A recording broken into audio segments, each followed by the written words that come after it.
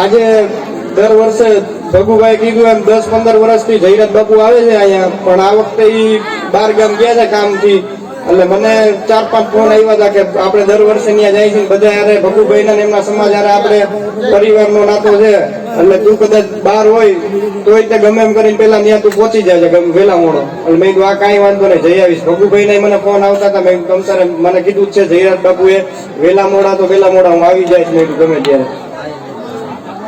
એટલે તમારો સમાજ તો આખો વર્ષોથી અમારા હારે આપણે પરિવારના નાતાથી જોડાયેલો છે અને અમે તમારી હારે જોડાયેલા છીએ, એટલે આ બીજું કઈ અમારે કહેવાનું ન હોય. પણ તમે એટલો વિશ્વાસ રાખજો અમારા ઉપર કે જ્યાં લગી જયરાજ બાપુ ગીતાબાન અમારો પરિવાર છે ત્યાં લગી કોઈની તેવડ નથી તમારી સામે આંગળી ચીંધી શકે. અને તમારા સમાજને ગમે ત્યારે કઈ કામકાજ હોય તો જેમ વર્ષોથી અમારા ઘરના દરવાજા તમારા બધા માટે ખુલ્લા રહ્યા છે અને હજી આગામી વર્ષોમાં પણ ખુલ્લા છે અમારા ઘરના દરવાજા.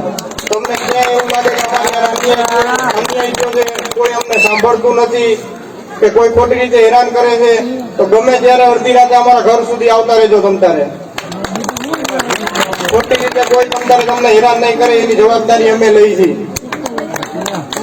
અને અમને બધાને માંડવામાં બોલાવીને અમારું સન્માન કર્યું એ બદલ સમગ્ર દેવ પૂજક સમાજનો હું આભાર માનું છું. અને અમારા